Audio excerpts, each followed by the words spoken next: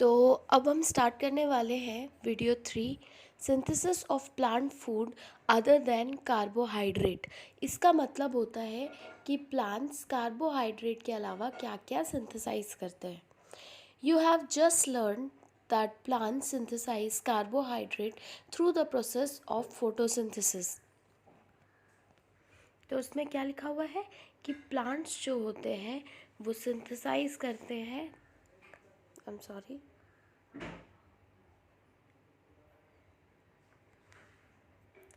Plants जो होते हैं वो सिंथेसाइज करते हैं carbohydrate through the process of photosynthesis, है ना। तो हमने यहाँ पे भी पढ़ा था, ये रहा उसका रिएक्शन ये रहा इसका reaction, carbon dioxide plus water in the presence of sunlight in chlorophyll produces carbohydrate and oxygen. ठीक है। Now the carbohydrates are made of carbon, hydrogen and oxygen। तो जो कार्बोहाइड्रेट है वो किससे किससे बना हुआ है? कार्बन से, हाइड्रोजन से और ऑक्सीजन से। These are used to synthesize other components of food such as proteins and fats। ठीक है। तो ये जो होते हैं कार्बन, हाइड्रोजन और ऑक्सीजन जो है वो कार्बोहाइड्रेट्स बनाते हैं और इन्हें हम यूज़ करते हैं फूड के अदर कंपोनेंट्स को भी सिंथेसाइज करने के लिए, जैसे प्रोटीन्स और फैट्स।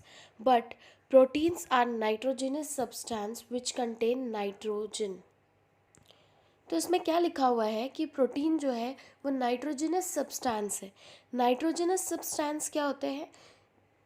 जिनमें नाइट्रोजन होता है। ठीक है। तो प्रोटीन एक नाइट्रोजनस सब्सटेंस है। From where do the plants obtain nitrogen? Recall that nitrogen is present in abundance in gaseous form in the air। तो सबसे पहली बात कि हम लोग जान गए कि कार्बन डाइऑक्साइड, वाटर, ये सब कैसे मिलता है प्लांट्स को, पर नाइट्रोजन कैसे मिलता है? हम सब जानते हैं कि एटमॉस्फेयर में 71% नाइट्रोजन प्रेजेंट होता है। ठीक है। तो प्लांट्स के हर तरफ नाइट्रोजन है, तो इस तरह उन्हें नाइट्रोजन मिलता है। However plant can not absorb nitrogen in this form. लेकिन जो नाइट्रोजन एटमॉस्फेयर में डायरेक्टली प्रेजेंट होता है वो प्लांट्स नहीं ले सकते हैं। ठीक है। They are unable to take, they can't absorb it. Okay. Soil has bacteria that convert gaseous nitrogen into usable form and release it into the soil। तो सॉइल जो होता है, मिट्टी जो रहता है जिसमें प्लांट्स होते हैं, जिसमें प्लांट्स ग्रो कर रहे हैं, उस मिट्टी में कुछ बैक्टीरियाज होते हैं। ठीक है। जो क्या करते हैं, ये जो गैस के फॉर्म में नाइट्रोजन एटमॉस्फेयर में प्रेजेंट है उसको कन्वर्ट कर देते हैं उस फॉर्म ऑफ नाइट्रोजन में जिसको प्लांट्स ले सकता है और उसे फिर रिलीज़ कर देते हैं सॉइल में। ठीक है। These are absorb by the plants along with water. और पानी के साथ जो प्लांट है वो उन्हें एब्जॉर्ब कर लेते हैं। समझ में आया? फिर से एक बार मैं समझा देती हूँ कि प्लांट्स जो होते हैं मतलब नाइट्रोजन की भी उन्हें ज़रूरत होती है क्योंकि प्रोटीन एक कंपोनेंट ऑफ फूड है जो नाइट्रोजनस है। ठीक है। जिसमें नाइट्रोजन होता है, तो प्लांट्स को नाइट्रोजन की भी ज़रूरत होती है। हमें पता है कि हमारे एटमॉस्फेयर में 71% नाइट्रोजन है। ठीक है। लेकिन एटमॉस्फेयर में जो गैशियस फॉर्म में नाइट्रोजन है उसे प्लांट्स डायरेक्टली एब्जॉर्ब नहीं कर सकते, लेकिन प्लांट्स को तो ज़रूरत है। तो क्या करेंगे? तो जिस मिट्टी में प्लांट्स ग्रो कर रहे हैं उन्हीं मिट्टी में कुछ बैक्टीरियाज होते हैं। वो बैक्टीरिया क्या करते हैं, जो एटमॉस्फेयर में नाइट्रोजन होता है उन्हें लेते हैं, उन्हें कन्वर्ट कर देते हैं जिस फॉर्म में प्लांट्स नाइट्रोजन का अब्जॉर्ब कर सकते हैं, ठीक है। और उस फॉर्म में कन्वर्ट करने के बाद वो उस नाइट्रोजन को मिट्टी के अंदर छोड़ देते हैं। जब प्लांट्स पानी अब्जॉर्ब करते हैं मिट्टी से, तब वो नाइट्रोजन भी अब्जॉर्ब कर लेते हैं, ठीक है। Also, you might have seen farmers adding fertilizers rich in nitrogen to the soil. In this way, the plants fulfill their requirement of nitrogen along with the other constituents. Plants can then synthesize proteins and vitamins. तो इसमें क्या लिखा हुआ है कि हमने काफ़ी बार देखा होगा, आपने काफ़ी बार देखा होगा कि फार्मर्स जो होते हैं वो फर्टिलाइज़र्स जो डालते हैं, कभी कभी फार्मर्स ऐसे फर्टिलाइज़र्स डालते हैं जो रिच इन नाइट्रोजन है, मतलब जिसमें बहुत सारा नाइट्रोजन है, ठीक है। तो ये कुछ तरीके हैं जिससे प्लांट्स में नाइट्रोजन चला जाता है और बाकी सब्सटेंसेस के साथ, मतलब नाइट्रोजन भी चला जाता है। Plants can then synthesise proteins and vitamins, जिसकी वजह से प्लांट्स को प्रोटीन्स और विटामिन्स भी मिलते हैं। Now other modes of nutrition in plants. अब प्लांट्स में न्यूट्रिशन के अदर मोड्स हम लोग पढ़ेंगे। There are some plants which do not have chlorophyll, ठीक है। तो यहाँ बहुत सारे ऐसे प्लांट्स होते हैं जिनके पास क्लोरोफिल नहीं होता है। एक काम करते हैं, सबसे पहले हम अंडरलाइन कर देते हैं इम्पॉर्टेंट पॉइंट्स, ओके। तो सबसे पहला पॉइंट होगा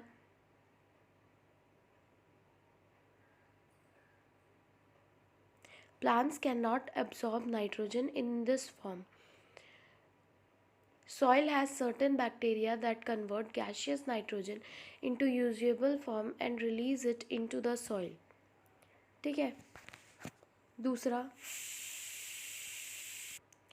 there are some plants which do not have chlorophyll.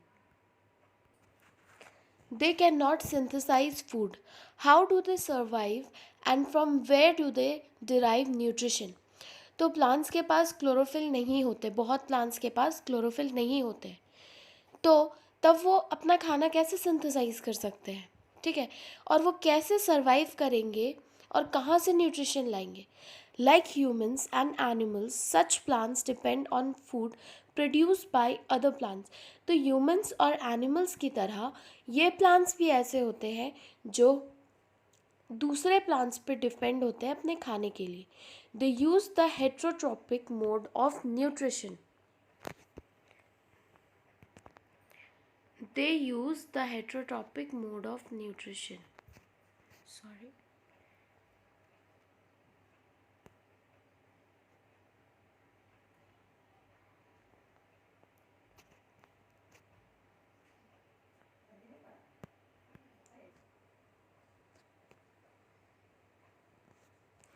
तो हेट्रोट्रॉपिक मोड ऑफ न्यूट्रिशन क्या होता था?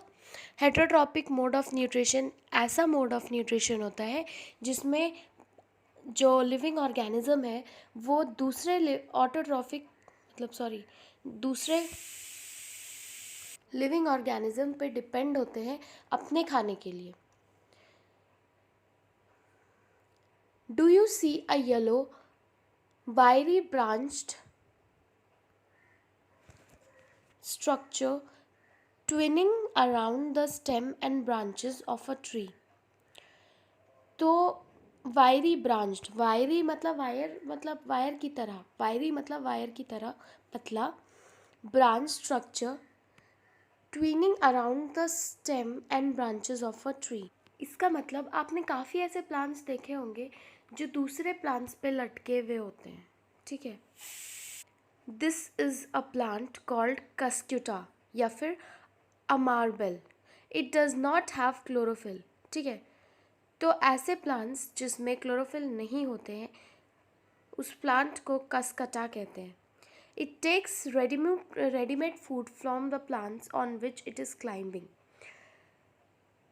तो ये क्या करते हैं, ये जो कस्कटा प्लांट है वो बना बनाया फूड लेते हैं अदर प्लांट से जिस पे वो क्लाइंब किए हुए, मतलब पूरे लटके हुए हैं। The plants on which it climb is called the host. तो जिन प्लांट्स पे वो क्लाइंब कर रहे हैं, मतलब जिन प्लांट्स पे वो लटके हुए हैं, उन्हें होस्ट कहा जाता है, ठीक है। Since it deprives the host of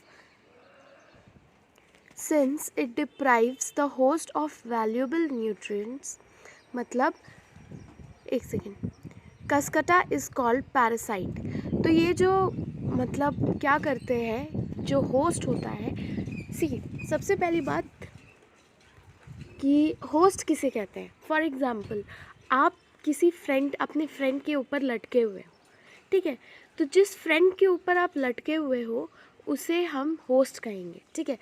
तो ये जो प्लांट होता है अपने होस्ट से न्यूट्रिएंट्स ले लेता है, वैल्यूएबल न्यूट्रिएंट्स ले लेता है, ठीक है। इसीलिए कैस्कटा को पैरासाइट्स कहते हैं। Are we and other animals also a kind of parasites? You should think about it and discuss with your teacher. तो आपके हिसाब से क्या लगता है कि हम भी पैरासाइट्स हैं?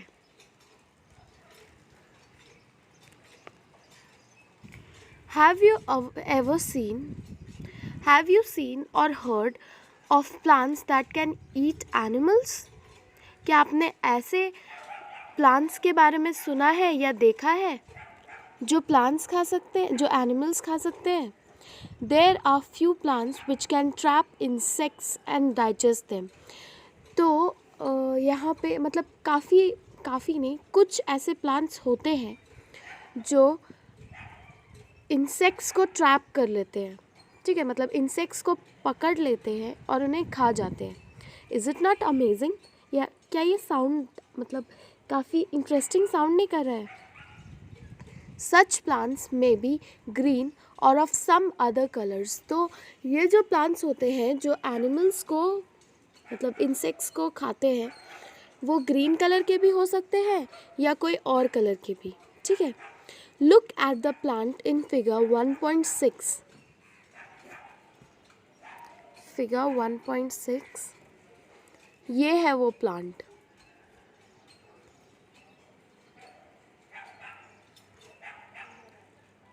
ये है वो प्लांट, ठीक है। The pitcher-like or jug-like structure is modified part of leaf, ठीक है। तो ये जो एक सेकेंड, ये जो है, ठीक है,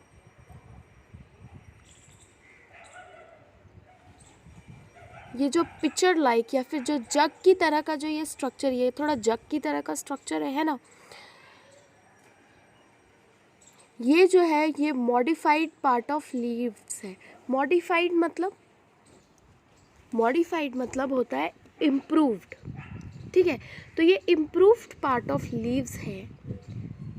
the apex of the leaves form a lid which can open and close the mouth of the pitcher. Apex का मतलब ऊपरी पार्ट, मतलब ऊपर, ठीक है। The apex of leaves forms a lid which can open and close the mouth of the pitcher, ठीक है। तो यहाँ पे ये जो जग आप देख रहे हैं,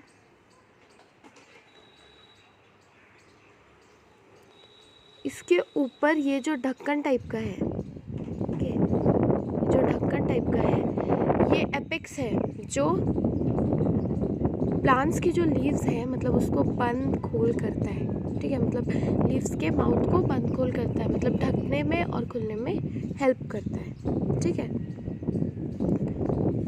inside the pitcher there are hair which are directed downwards. When an insect lands in the pitcher the lid closes and the trapped insect gets entangled into the hair.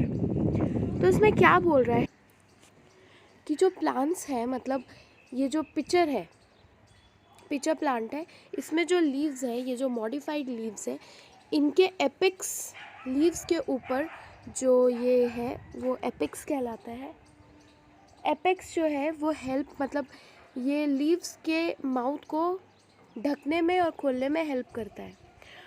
और ये जो पिक्चर है मतलब ये इनसाइड दिस लीव्स, ठीक है, ये जो लीव्स के अंदर जो होते हैं वो हेयर्स होते हैं, बहुत सारे हेयर्स प्रेजेंट होते हैं। जब कोई इंसेक्ट इस पिक्चर में लैंड करता है तो क्या होता है कि वो जो लिड है वो क्लोज हो जाता है, ठीक है, ढक्कन बंद हो जाता है और ये इंसेक्ट जो है उस हेयर में फंस जाते हैं, इंटैंगल्ड हो जाते हैं। इंटैंगल्ड मतलब फंस जाते हैं। The lid closes and insect is trapped. तो ये जो लिड है वो क्लोज हो जाता है। लिड मतलब वो लीव्स के ऊपर का जो ढक्कन है, ठीक है, वो क्लोज हो जाता है। The insect is digested by the digestive juices secreted in the pitcher and its nutrients are absorbed। तो क्या होता है कि ये इंसेक्ट जो है वो उसके बाद मतलब पिक्चर के अंदर ट्रैप हो जाने के बाद डाइजेस्ट हो जाते हैं प्लांट्स के अंदर जो डाइजेस्टिव जूसेस है उसके हेल्प से, ठीक है, और इसके जो न्यूट्रिएंट्स है वो प्लांट्स एब्जॉर्ब कर लेता है। Such insect eating plants are called insectivorous plants. तो इंसेक्टिवोरस प्लांट्स क्या होते हैं? ऐसे प्लांट्स जो इंसेक्ट्स खाते हैं उन्हें हम इंसेक्टिवोरस प्लांट्स कहते हैं। Is it possible that such plants do not get all the required nutrients from the soil in which they grow? तो क्या ये पॉसिबल है कि ऐसे प्लांट्स जो है उन्हें सारे न्यूट्रिएंट्स सॉइल से नहीं मिलते जिसमें वो बढ़ते हैं? सोचिए और जवाब दीजिएगा मुझे कमेंट बॉक्स पे। नाउ सैप्रोट्रोफ्स। अब हम क्या पढ़ेंगे? सैप्रोट्रोफ्स। You might have seen packets of mushrooms sold in the vegetable market. You may have also seen fluffy umbrella-like patches growing in moist soil or on rotting wood during the rainy season. Let us find out what type of nutrients they need to survive and from where they get them. तो इसमें क्या लिखा हुआ है कि हमने काफ़ी बार markets में देखा होगा पैकेट्स में मशरूम को बिकते हुए, है ना, और हमने ये भी देखा है कि फ्लफ़ी मतलब गुदगुद टाइप का, मतलब सॉफ्ट स्पंजी टाइप का, जिसको छुए तो अंदर दब जाए, ऐसा फ्लफ़ी टाइप का। अम्ब्रेला लाइक पैचेस, जैसे इस फिगर में दिया हुआ है, इसका ऊपर अम्ब्रेला टाइप का, ठीक है, ग्रोइंग इन मॉइस्ट सॉइल, ठीक है, या फिर रॉटिंग वुड मतलब जो बांस या वुड लकड़ी ख़राब हो रहा है उस पे उगते हुए बारिश के दिनों में।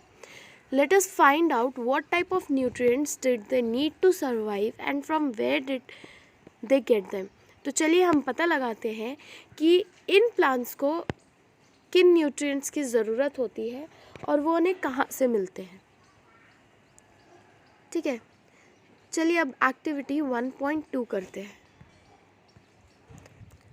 तो क्या कह रहा है यहाँ पे एक्टिविटी 1.2 में, take a piece of bread and moisten it with water. तो एक ब्रेड ले लीजिए, ब्रेड का स्लाइस ले लीजिए, उसको पानी से भिंगा दीजिए। Leave it in a moist warm place for 2 to 3 days until fluffy patches appears on them। उसके बाद भिंगाने के बाद उन्हें मॉइस्ट वार्म प्लेस में रख दीजिए। वार्म मतलब गर्म, मॉइस्ट मतलब नमी।